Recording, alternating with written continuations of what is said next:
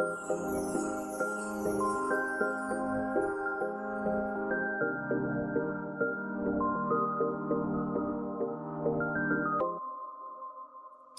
right. It's going to be a fun one today. I'll be joined by Illinois Representative La Shawn Ford. We'll be talking about his next steps in leadership, his experience shaping cannabis policy, and his advice for advocates as the movement continues to evolve.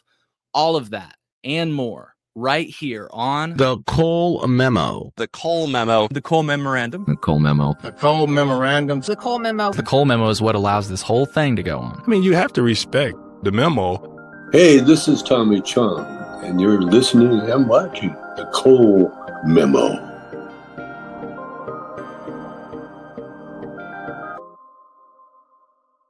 Representative Ford. Welcome back to the show. How's it going? You know, I got the memo. You got the memo. That's right. That's right. Well, hey, I want to have you introduce yourself here in just a moment, but I do want to start by saying to the folks that are listening, I get it. Cannabis policy might not seem like the most urgent topic right now when you consider everything that's going on at the state and national level, but it is a topic that affects a lot of people. And even with the progress we've made, there's still plenty to talk about. So with that said, I do want to spend some time focusing on where we've been and where we're headed next. And to do that, like I say, I'm joined by Representative Ford. Representative Ford, for people who don't know you, can you introduce yourself? Tell us a little bit about yourself. I am La Shawn Ford. I'm honored to be a state representative in Illinois for the last almost 19 years, representing the west side of Chicago and western suburbs. That includes Oak Park, Forest Park, LaGrange Park, North Riverside, and other parts of the western suburbs. And I chair higher ed appropriations, and I've been a strong supporter of having a fair system when it comes to the criminal justice system, and making sure that we understand the damage that could be done from, outdated, antiquated laws. And so it's been great to serve, and I look forward to moving on to Washington, D.C. to do some work that the state level can't do. Yeah. And I was going to start with that. As you established, you've been in the General Assembly for quite a while now and recently announced that you'll be stepping away to pursue higher office. What went into that decision? And briefly, what are you hoping to focus on in this next chapter? Well, things have changed so much, Cole, in America, where before we can fight for anything new, any policies that are important to our democracy, we have to first protect it. In my opinion, there's a lot of change that's happening in America. Some people like the change. Some people are afraid of it. I fall in line where I'm afraid of the change that's happening. And I think that it challenges our democracy when you see laws that have passed and that have been fought for being single-handedly removed from the books by President Trump. Yeah. I just wanted to say, and I'll say this again before we go, I really appreciate your commitment to public service. So thank you, Representative Ford. Thank you. And that's in the memo. Yes, absolutely. Absolutely. And let's just get right into cannabis policy. Again, I know there are much bigger things. You got bigger fish to fry, but because you have been involved in it over the past 5 years, I felt like before you stepped away, there's just no better time than now to get some of your insights. And so I guess before we get to cannabis, I wanted to talk about the last legislative session. There were some reports of heated caucus meetings over the subject of hemp. According to reports I saw, things got emotional, and even some of the governor's staff walked out in tears. What went down there? I know that it's a big subject, but what is going on with that? I think that there was a debate that had to happen, in my opinion. You had adults in the room and people expressing themselves and their beliefs. That's exactly what our democracy is. You know, it wasn't a public meeting. It was a meeting with staff and members of the House. And we were discussing the actual cannabis Delta 8 was the topic of discussion. And some people want to totally ban Delta 8 in Illinois, and some people want to regulate it and test it and tax it the way we do Delta 9. And so because there's such a there's strong feelings on both sides, it was a strong debate. Gotcha. Gotcha. And I'm getting the sense I recently saw Representative Buckner make some comments for, I think, CBS, and I saw Chris Welch make some comments after the last session. The comments by Buckner, Representative Buckner, were relatively recent. He indicated that the passion that comes around this topic are from the shortcomings of the cannabis law. Yeah, it's the shortcomings of the. I didn't hear you say it's the shortcomings of the Cannabis law. Sorry. I think so. Not just the cannabis law, but the overall understanding about all of cannabis and letting one entity dominate the other. Some people believe that there should be only Delta 9 and Delta 8 there should be a prohibition. And that's where the problem comes. I think people have planted their feet and have drawn the line to say, I am for cannabis Delta 9 and I'm against Delta 8, period. And so that's where we have a difference of agreement. It's not that people are not knowledgeable about it. They just have their philosophy. Well, and what it really seems to come down to, because I know Delta 8 is mostly discussed with regard to this subject, but like I've got this soda right here that was actually made by a social equity licensee. It's got Delta 9 THC in it, and it falls under the threshold in which this can, even though it has as much THC as you might find in a dispensary product, it technically meets the threshold to be legally defined as hemp. And so therefore, these people who, like I said, they also have a social equity license, they were able to send this to me directly through the mail, or I can go and buy it directly from their storefront. And it really seems like what this debate comes down to, you've started to see these products pop up in Benny's. My local gas station is carrying them. Target and Circle K recently announced they're going to start carrying them. And really what it seems like this debate comes down to is where cannabis is sold and who it's sold by. And it seems like in the state of Illinois, we've got this, approach that we're going to limit the number of licenses. And it feels like that's what this debate is about. It doesn't seem like there's any disagreement that and we discussed this in the past, Representative Ford, that, these things should be ID'd, there should be an age gate, there should be testing, there should be labeling. It doesn't seem like anybody disagrees on that. It seems like where the disagreement comes in is the idea that there would be more licenses issued, that there would be more open participation. And do you agree with my assessment on that? Is that what you're sort of getting is on the boots on the ground? When you talk about the cannabis Delta 9, non-Delta 8, that's absolutely right. I think that social equity, individuals, businesses that actually got a late start in the cannabis business, but they've been in the fight from day one, but they haven't been able to open up a dispensary. And now that they're starting to open up, and the business is slow, and that's a problem. And they want to make sure that we don't continue to flood the business industry for cannabis with more licenses, because they haven't been able to open. They would like to get their business is off. But then there's the sister of it all, Delta 9. And anybody that's in Delta 8, they want to get in and they want to be regulated. Delta 9 cannabis that's legal in Illinois will say that's flooding the market. They should not be allowed to come in and sell Delta 8 because we went through a lot in order to get our licenses.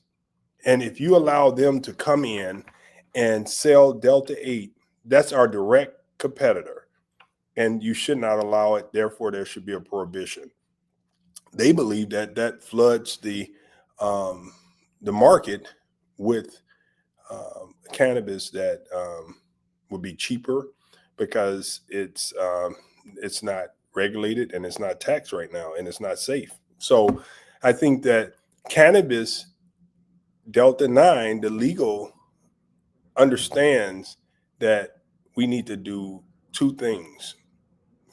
We need to do one or two: ban it, a prohibition, or regulate it and bring it on par with cannabis in some way. Yeah, and we'll move on to cannabis, but I just really want to drill down on this point. I agree that it seems like there are. I would even say there's three options. There's a ban, there's regulation, and the only reason I'm saying it in air quotes is it's like there's a debate. So the three prongs are ban, one form of regulation, and another form of regulation. And I see the two forms of regulation, the competing interests being open licensing versus limited licensing. And like you say, the concern with open licensing from the perspective of some of the people that hold these licenses are that prices will get so low. And I guess I just return to, and maybe this will be a good segue to the cannabis law. Like if you read the first few words from the Illinois cannabis law, and I'm going off the top of my head right now, it's something to the effect of, and these are the first words from the law: in the interest of allowing law enforcement to focus on violent and property crime, we, the General Assembly, find that cannabis should be legal. And I want to emphasize, they wanted law enforcement to focus on violent and property crime.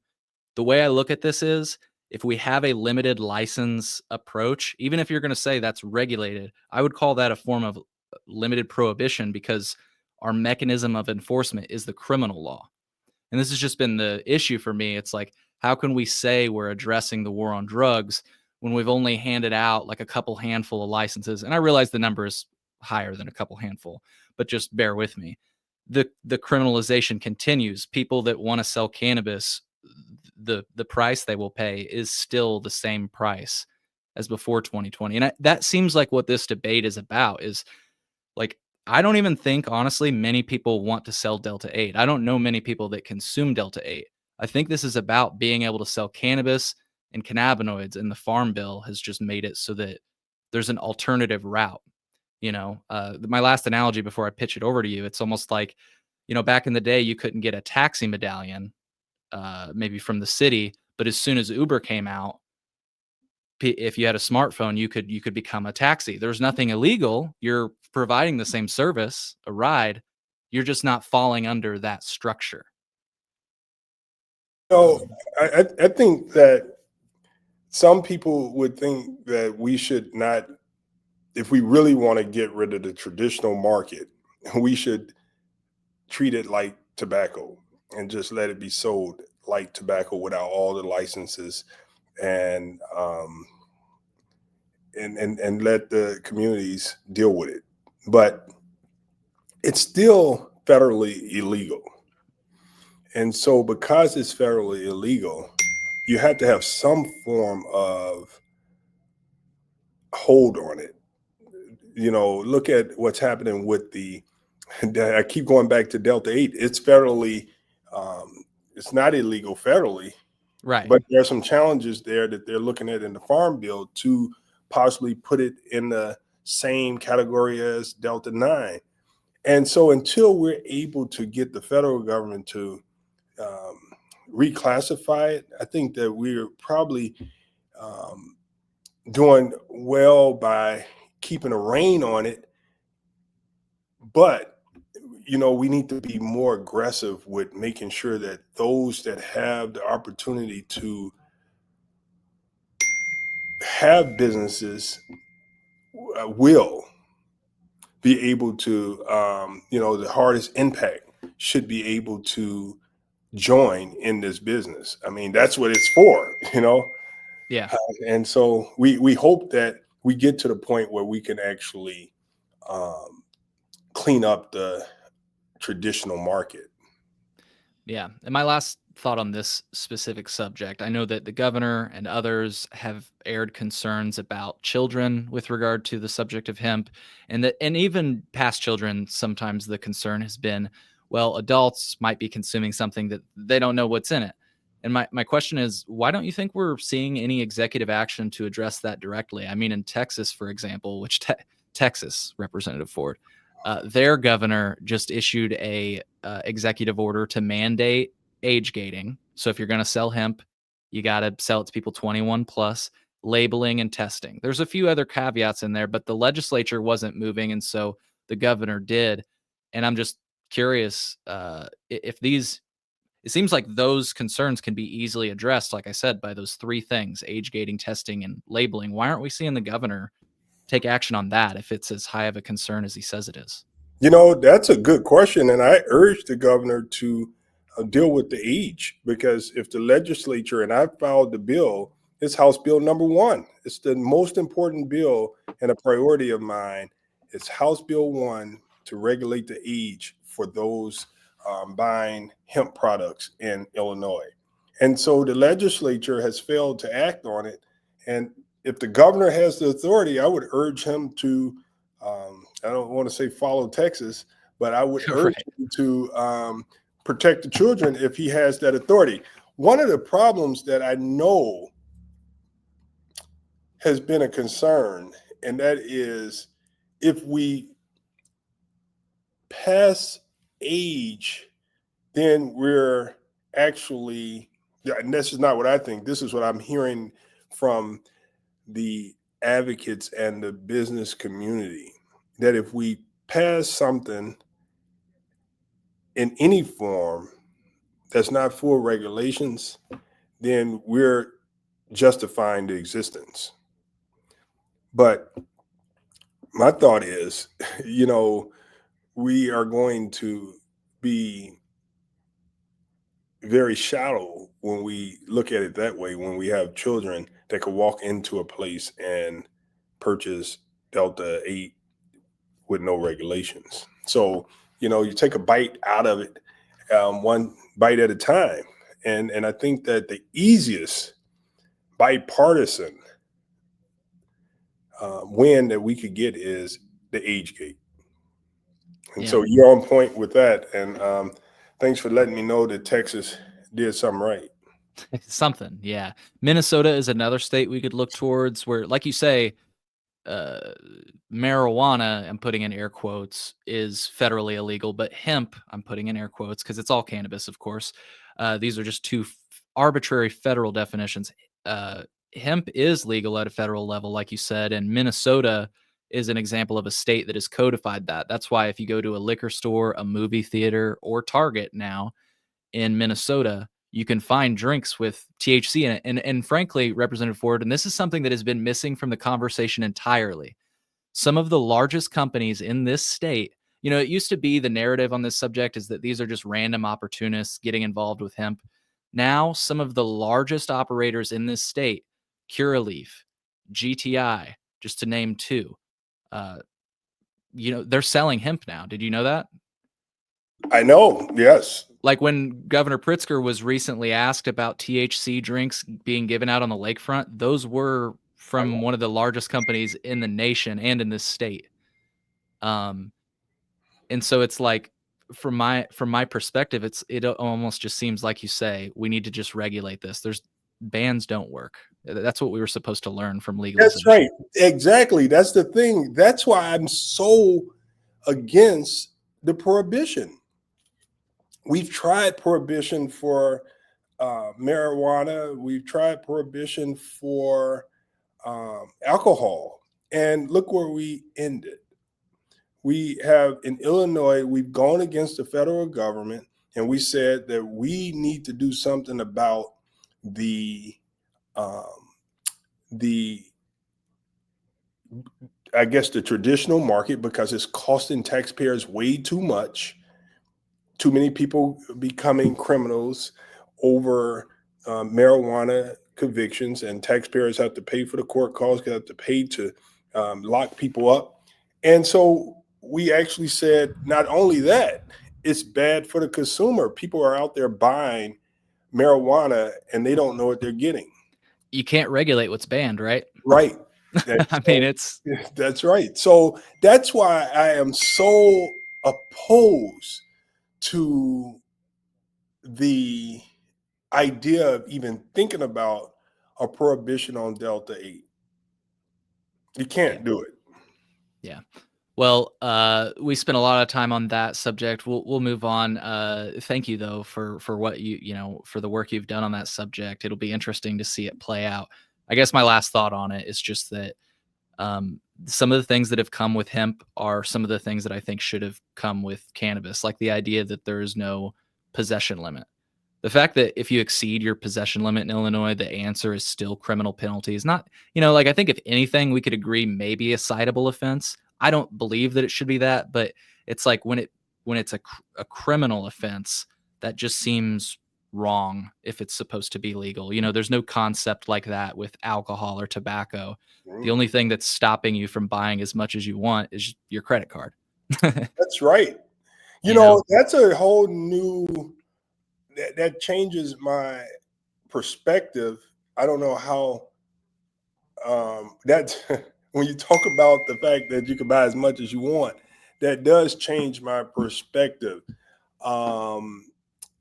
Because my thought was we got to be careful that people are not possessing to deliver. But who Right. says people are not buying all the alcohol to deliver? Go to a tailgate. Yeah, What's going on there? People yeah, are doing, drinking out of kegs together, and yeah. And so if I think that the law is there, and if we could find a person that's doing it, then we could deal with that. I mean, you can't sell alcohol. Well, I wonder what's the consequences for selling alcohol. I think you're right. We should put provisions in the law, but that once again, that goes back to why we got to have amounts. Do you say that you can't sell? You can possess all you want, you just can't sell it. I mean, is there a limit that a person should be able to carry on their possession or have in their home? You say no. I say no. And it's kind of interesting. Currently, I don't know if you knew this, but with the home grow laws, I confirmed this with our cannabis regulation oversight office. There is no limit to home grow. We just have to have any amounts over 30 grams secured And within what the home. state? Illinois. No, that's new to me. I thought that we limited home grow. Well, so you can limit 5 plants, but the Right. amount you get off of it, there's Right. no limit Yes. to the Yeah. harvest. Yeah. We're called what's called a keep what you grow state. So okay, well let's shift gears to cannabis completely now. You were part of the legislature when Illinois passed adult use legislation. Um, Representative Ammons has been on the show in the past. She gave a really passionate speech, and you know what? You were right next to her. You gave her Kleenex because, again, it was very passionate. It's one of my favorite speeches, in fact, because it seems like she predicted everything that we've seen. I almost wish she was wrong. We haven't seen much progress since 2019. We've not seen very many updates. There have been a few, but we've really not seen an expansion in our cannabis policy. Why do you think that is, and what's been holding us back? Well, I would tell you that when you have a program that's working for you, then you're going to fight to keep it the same. So the industry founding business owners, they're making money, they control the industry. And so, in my opinion, what I've experienced is they fight change. And because they fight change, there's a strong lobby against any new change to the cannabis law, because any new change brings forth a little more justice and fairness in the industry. And so everything that I've tried to do to amend the code has been fought against by the big industry. You know, the last bill that I passed was to get more licenses for social equity, and that was a success. And more because of that, we have more Black people and brown people and women with licenses, especially Black people had none. And so, because of the law that I worked with the industry and the social equity groups, we passed a law to get people licenses, and because of that, I get thank you notes from those Black people and brown people saying, had it not been for the work that we did together, they would not have had their licenses. Yeah. And so I think that you also have the strong, I blamed it all on the big industry, but I think that the social equity would say, just change the law to make it more fair for us, reduce the burden of all of the government regulations so that we can afford to be in this business, and slow down new opportunities for people to get in the industry so that we can scale up. And so I think changes to make it more fair is what social equity want. And those that are doing well in the business, they would say, leave it alone. Makes sense. I mean, to your point, the state cannabis regulation oversight office produced a study, and the study indicated that not $1 of sales was documented as going to Black or brown owners when the study ended in 2023.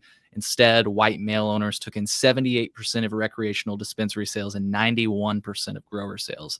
Like you said, if the system's working in your favor, maybe you fight to keep the system as is. Yeah. Yeah. And that's what's happening. And I think that anyone that's in business understands that's business. And so for all those that are um, got into this industry thinking that it was really going to be like winning the lottery, it really was winning your chance to fight for survival. Right. Right. Yeah, a chance to succeed, or sometimes as business happens, a chance to fail, as Yeah. long as you have a chance. And that's kind of why I'm pushing for open licensing. A brief departure. I just wanted to give some figures that I found. I was looking for this earlier when we were talking about possession limits. I'm not saying that there shouldn't be like a possession limit, but I think there should be some parity. So to give you an example, roughly 100 joints, if you had them, Representative Ford, would be a felony. But you don't hit felony territory with cigarettes unless you're moving like 1,000 unstamped packs, which is 20,000 tobacco cigarettes.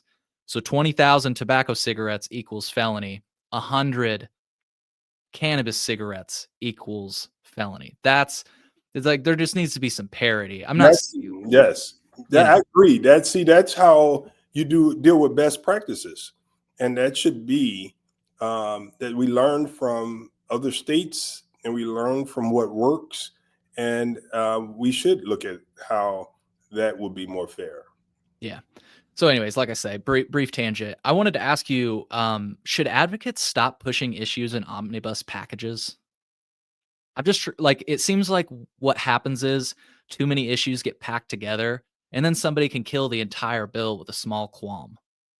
I think that if we're not going to have real honest negotiations, then we need to get what we can and compromise on small gains. Like you said, immediately for the age gating, we need to do that right away. We know we could pass it, singly pass it. We should, if we have to allow for expansion of the cannabis space, we should all agree to just pass that singly. If we agree that we could pass a bill that will allow for conditional license holders to bring in investors, we should pass it.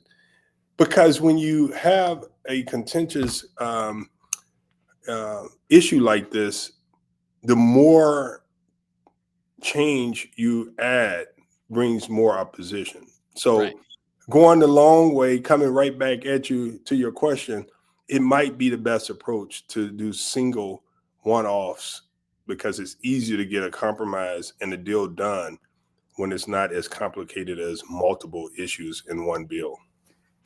And do you have any advice for advocates, small operators, or just everyday consumers on like how best to push those single issues? And I know we're it's kind of a vague question because we're not talking about any single issue, but I'm just people have been failing, I guess, to push. I don't want to say failing, maybe that's a strong word, but it's not inaccurate. For the last 5 years, we've just not seen any movement. And so I'm just wondering, before you step away, do you have any advice for people that are trying to get policy past the goal line? I think if you're impacted, I think you should file your bill. You should get someone to file your bill, and you should actually work your bill and get 60 members of the House to say yes, I will vote for that, and get your bill on the board. Um, so there are transporters that need something, conditional license holders that need something. You have the current businesses that's open need something, and each one know exactly what they need to be successful. They should actually file their bill and work it in the House of Representatives so that they could get the 60 votes necessary to put it on the board for passage. And do you have any advice specifically for consumers? And the reason I ask specifically for consumers is because, you know, these businesses, they oftentimes have lobbyists, or I mean, it's just, you know, it's part of their business to come and lobby in Springfield. So whether or not they personally have lobbyists, maybe they come down and lobby themselves. Consumers like myself, fortunately, I'm pretty privileged. I've seen you in Springfield enough, you know, a few times. And so I'm privileged to make it down there, but many consumers aren't. Do you have any advice for consumers? You know, we're not pushing a business interest. We're trying to push basically for, you know, continued decriminalization, better access, stuff like that. You know, I think that if you are a consumer, you are the best lobby. So, what's important now in this process that we actually have the ability to testify virtually. Right. You can put your name as a proponent or opponent, and it could be seen online. And so you could make yourself known in this process and your position known in this process if you are willing to just put in the work. I mean, I think it's a nice process. We come a long way in Springfield of knowing how to giving people more access to participate. So yeah, Yeah. I'm excited about the way people could participate, and COVID gave us that opportunity to rethink about how we can engage the voters. Yeah, I will say that has been nice to have that flexibility. We'll start to wrap up here. I want to be mindful of your time. I just do have a few more questions for you before I let you go. Do you get the sense that other members of the General Assembly are aware of the shortcomings of Illinois cannabis policy? You know, I would say that people have picked sides, and that's where they are. I think that they have picked sides in this process, and that's why we may not have seen too much of change because lobby is strong. Yeah. Yeah. I can't. People pick sides. Right. I can't help but wonder how we get recharged energy around this subject. It seems like a lot of people look at it and they're like, well, there's a weed store down the street. Right. What's the big deal? Yeah. You know? Yeah. Um, And it is a big deal. You know, in my opinion, it's a big deal because that person that actually, um, what they did to exactly become that business owner is huge. The money that they spent to become a business owner and the regulations that they have been fighting is huge. Yeah. Well, and then, like one thing that I'm not sure that the legislature is aware of is like the Chicago Tribune has reported and the University of Illinois recently did research to find that arrests continue for cannabis in areas where dispensaries aren't. So like the south side of Chicago. Mm. And again, it's like, how can we say we've addressed the criminalization of cannabis when you've got facts like that? Right. Now that is new. I had not read that. Yeah, So happy to share that data with you, yes. and other members, but Yeah, that's great. I need that because to know that we did not hit our mark in that area is it's troubling based on that means we missed the mark in many ways. We didn't bring people into the business like we said we were going to do. And then we still have more convictions in those same areas. So the war on drugs continues, even though we claim that we were cleaning up the justice and it all. And so I look forward to reading that. yeah, and I recently spoke to the University of Illinois, and I encouraged them to continue digging into that, so maybe we'll have more data. They said they were gonna look into it, so we'll see. Um, okay, well, I think, I could talk to you all day, but again, I want to, be mindful of your time. My last question, and then I'll let you head out. A lot of advocates have been calling for things like home grow for all of adults, opening licensing, which we already talked about, so that more businesses can actually compete. And other people have talked about creating true craft or local markets, where it's like, I guess just to put it this way, Representative Ford, as a cannabis consumer, I've never had an issue buying cannabis. Right. My only issue was that I was looking over my shoulder because I was concerned that my livelihood would be taken away. That was the only issue. Right. And so I guess my question is, do you see any of these ideas like home grow for all adults, opening up licensing, or creating like farmers markets for cannabis? Do you think those are too far off politically? Do you think I've got my head too high in the sky?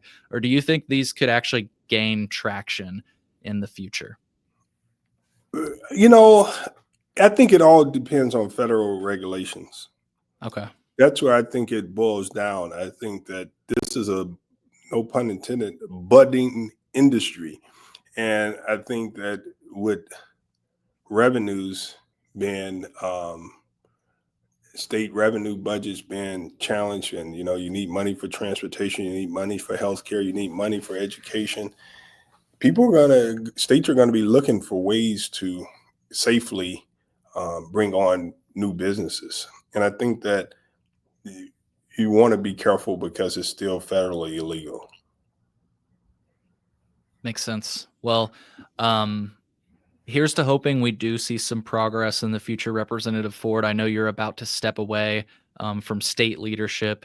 I just want to thank you for taking the time to join me today and for always being so approachable. I've had the chance to meet you in Denver, in Yeah. Chicago, in Springfield, and every time you've been so warm, welcoming, and kind. And I just really appreciate that. I know our listeners do too. So thank you for that. Thank you for your public service. And please, let's keep in touch. It'd be cool to have, an interview with a representative at a federal level once you So take you that spot. you got me. I would love to get Cole's memo anytime. It's good. I appreciate you being dedicated to your craft and focusing on issues that's important. I think that having the actual boots on the ground type of reporting and people that ordinarily wouldn't get interviewed by mainstream media, and you're introducing them to the mainstream media, is what America is about. And so right on, keep up the good work. Yeah. Thank you, Representative Ford. And like I say, let's keep in touch. All right. Bye-bye.